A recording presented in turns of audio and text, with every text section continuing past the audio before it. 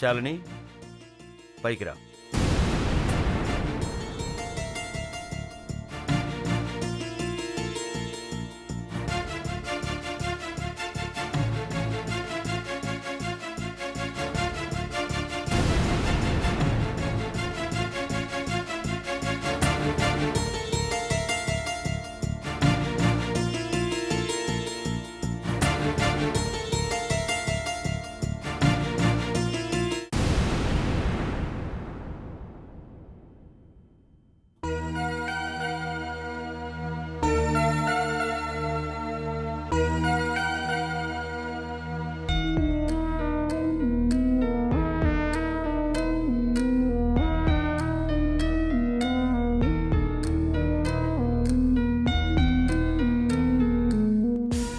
తలుపు వేయి.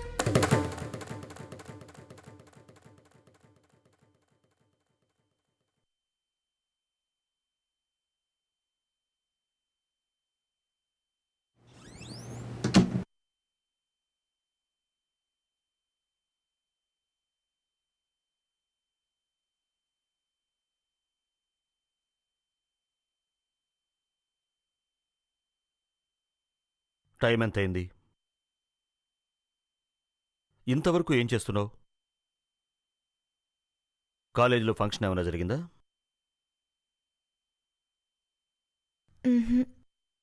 మరి లేట్ ఎందుకయింది?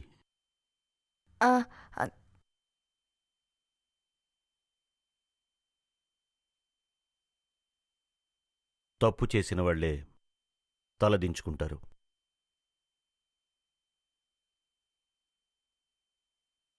మా ఫ్రెండ్ వాళ్ళ ఇంట్లో పార్టీ అరేంజ్ చేశారు. వెహికల్లో డ్రాప్ చేస్తుంటే వెహికల్ ట్రబుల్ ఇచ్చింది.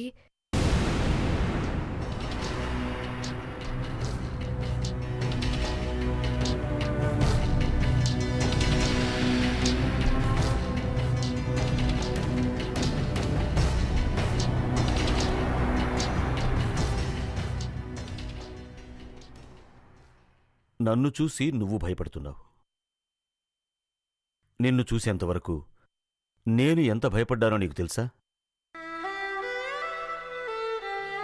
నేను నీ వయస్సులో ఉన్నప్పుడు మనింట్లో ఫోన్ కూడా లేదు. కానీ ఇప్పుడు మొబైల్స్ ఉన్నాయి. ఒక్కసారి ఈ నాన్నకి ఫోన్ చెయ్యాలనిపించలేదా?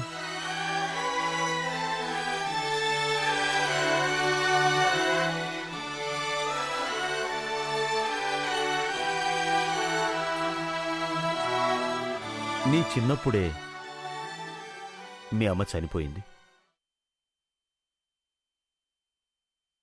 అప్పట్నుంచి నిన్ను తిట్టకుండా కొట్టకుండా ముద్దుగా పెంచాను.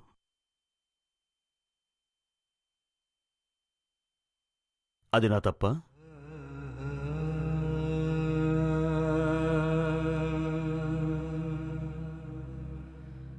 నీకు నేను అంత దూరపు అన్నయ్యనా?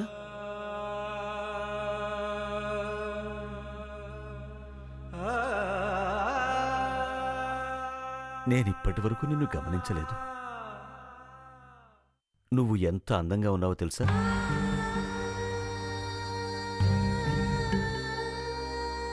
నువ్వు పెరిగి పెద్దదానివయ్యావు. కాని ఈ వయసులో ఈ టైంలో బయట తిరగకూడదు.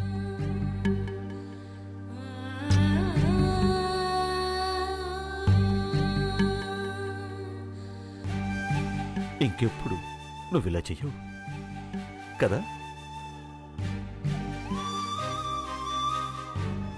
సారీ నాన్న. ఇంకెప్పుడు ఇలా చెయ్యను.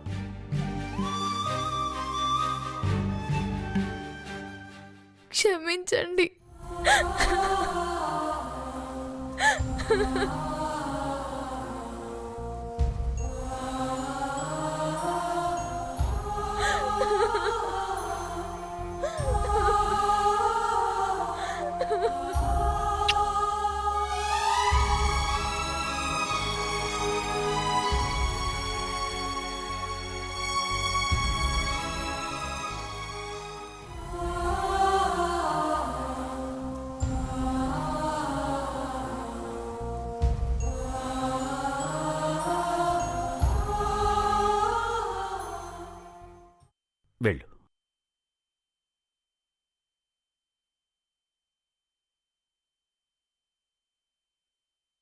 Good night. గుడ్ నైట్ నాన్న.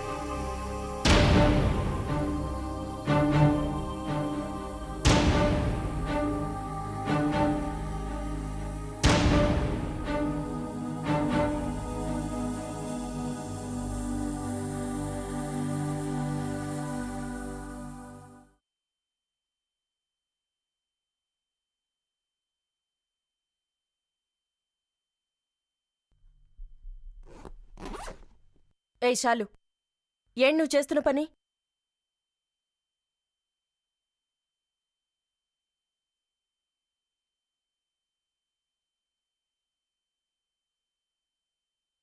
ఏయ్ నిన్నే, మాట్లాడవే. మావయ్య గారు కోపడ్డారా? ఇంట్లోంచి వెళ్ళిపోమనుంటారు. నన్నెందుకు వెళ్ళిపోమంటారు? నువ్వు తప్పు చేసావు కాబట్టి. నేనేం తప్పు చేయలేదే అని నువ్వు అనుకుంటున్నావు. తప్పు చేశానని మీరనుకుంటున్నారు. నువ్వు దీపక్కి అర్ధరాత్రి ఫోన్ చేయడం తప్పు కాదా? అర్ధరాత్రి దాకా ఇంటికి రాకపోవడం తప్పు కాదా? ఫ్రెండ్షిప్ పేరుతో వాళ్ళిచ్చినవి తీసుకోవడం తప్పు కాదా? శాలిని, తప్పు చేసిన వాళ్ళు దాన్ని సమర్థించుకుంటారు, ఎదుటి వాళ్లతో వాదనకు దిగుతారు. అక్క అడుగుతుందిగా, సరిగ్గా సమాధానం చెప్పు. ఏంటి, మేం అడిగేది నీకు ఎగతాళిగా ఉందా? నేను తప్పు చేశానని మీరు అనుమానపడ్డారు. షాపింగ్ అని చెప్పి హాస్పిటల్కి తీసుకెళ్దాం అనుకున్నారు.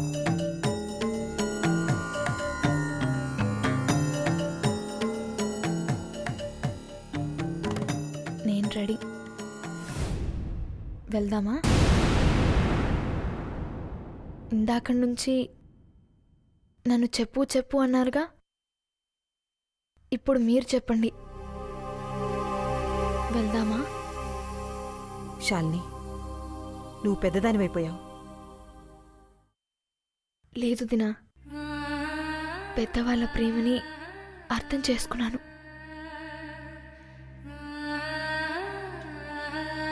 నేను తప్పు చేయలేదు, నన్ను నమ్మండి.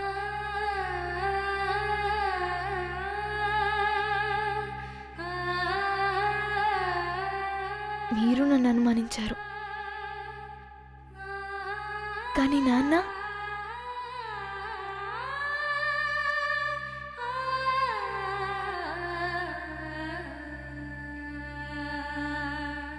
ఇన్నాళ్ళు తెలీదు నాన్ననే మాటకు సరైన అర్థం. ఇవాళ తెలిసింది నాన్నంటే ఏంటో.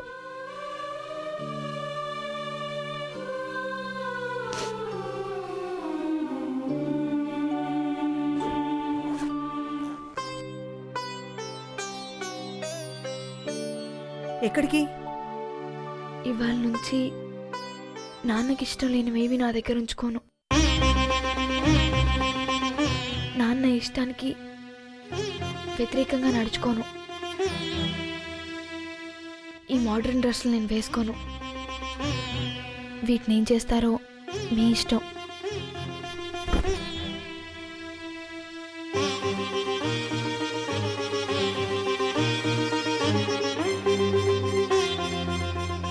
వదినా, ఆకలేస్తోంది, అన్నం పెడతావా?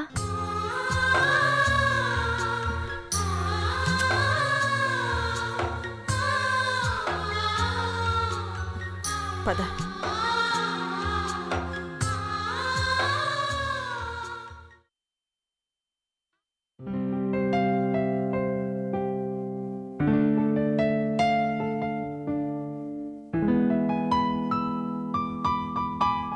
గుడ్ మార్నింగ్ మావయ్య. గుడ్ మార్నింగ్ కిషోర్, కూర్చో. నిన్ను చూసి చాలా రోజులైంది. మీ అమ్మ, నాన్న, పద్మిని, ఉత్సవ్, పవన్ అందరూ బాగున్నారు. ప్రార్థన కూడా బాగుంది.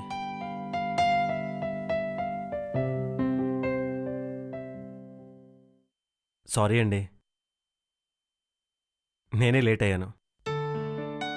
లోకాయుక్త ద గ్రేట్ రాజశేఖరం గారికి విషెస్ చెప్పే విషయంలో.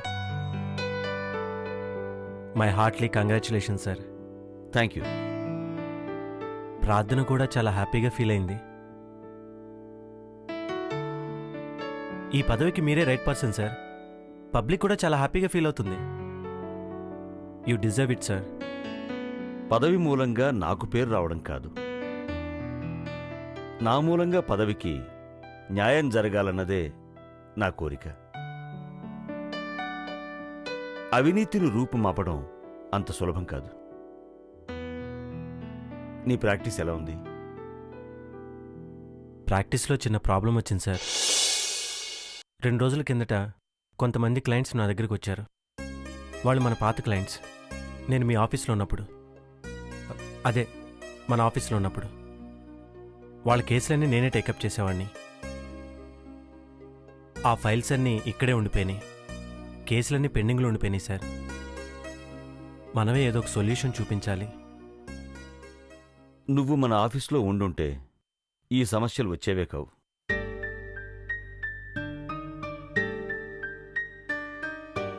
ఒక పని చేద్దాం, వాళ్ళ ఫీజులు వాళ్ళకి తిరిగిచ్చేద్దాం. అలా చేస్తే బాగుండదు కదా సార్. అది మన ప్రెస్టేజ్కే డ్యామేజ్. ప్రెస్టేజ్ అది ఎప్పుడో పోయింది.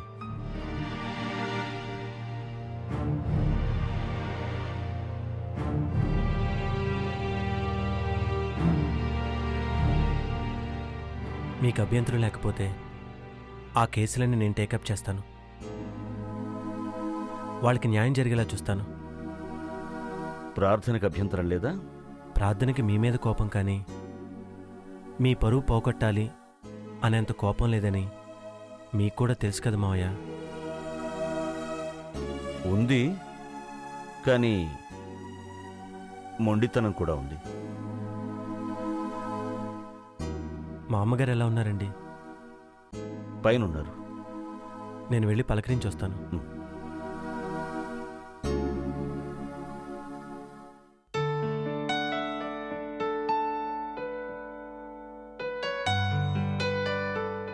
పంచదార వేసావా?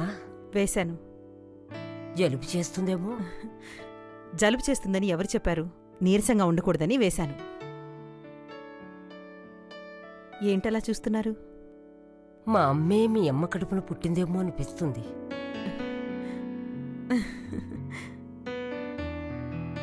హ్యాపీ మూడ్లో ఉన్నప్పుడు ఎంట్రీ ఇచ్చినట్టున్నాను. కూర్చో. కూర్చో బాబు. ప్రార్థన, పిల్లలు, అమ్మా, నాన్న అందరూ బాగున్నారా? అందరూ బాగున్నారు. నువ్వెలా ఉన్నావు బామ్మా? మనిషిని బాగానే ఉన్నా, కానీ మనసే.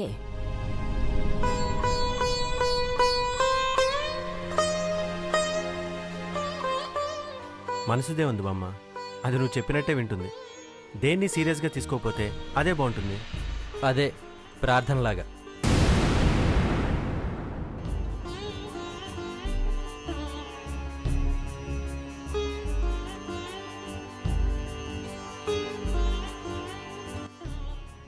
ప్రార్థన బాగా బిజీగా ఉందనుకుంటాను. రొటీన్గా ఉండే పనే, స్పెషల్గా బిజీ అంటే ఏం లేదు. లోకాయుక్త అయినందుకు నాన్నగారికి కంగ్రాట్స్ చెప్పే తీరిక కూడా లేదనుకుంటాను.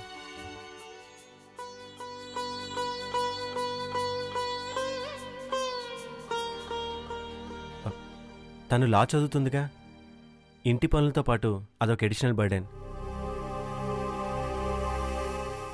అందుకే ప్రార్థన తరపున నేనే కంగ్రాట్స్ చెప్పేశాను. అమ్మాయి తరఫున అల్లుడు చెప్పాడని సరిపెట్టుకోమంటావు అంతేగా? పుట్టింటికి అమ్మాయి ఒక్కతే వచ్చి అల్లుడు రాకపోయినా పెద్ద పట్టింపు ఉండదు. కానీ అల్లుడు వచ్చి అమ్మాయి రాకపోతే మాత్రం పుట్టింటి వాళ్ళ మనసులు చాలా బాధపడతాయి. ప్రార్థన రాకపోతే కిషోర్ ఏం చేయగలరా? నేను కూడా కిషోర్నే అంటం లేదు నాన్నమ్మ. ప్రార్థన బిహేవియర్ గురించి చెప్తున్నాను అంతే.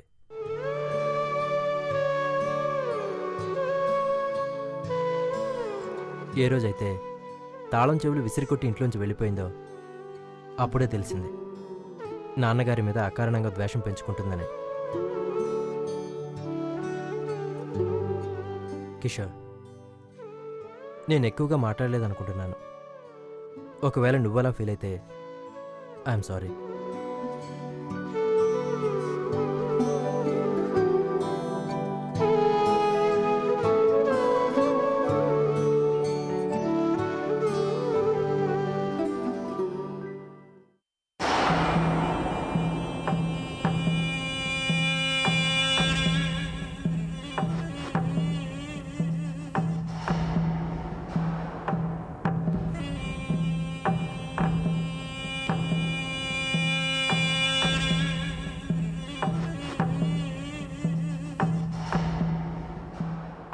ఇది నాకు కాదు ఇవ్వాల్సింది, ఆ రంగాకి.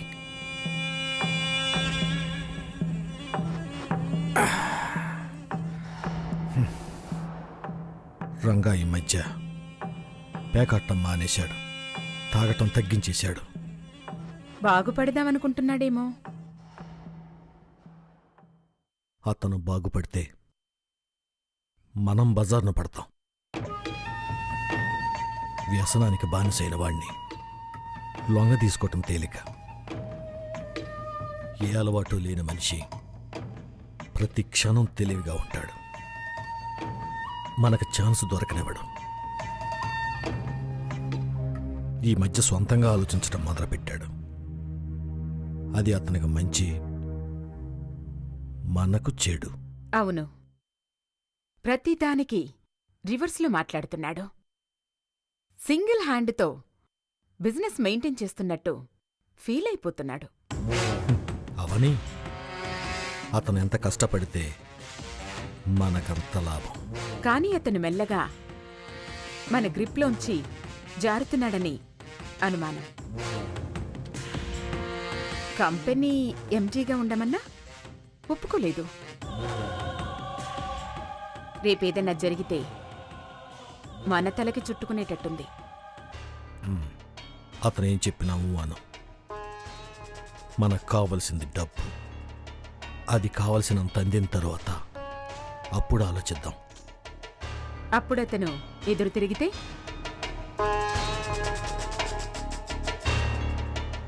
అసలు ఆ రోజే రంగాన్ని అరెస్ట్ చేయించి జైల్లో పెట్టించాల్సింది. నువ్వే వద్దని తప్పు చేశావు.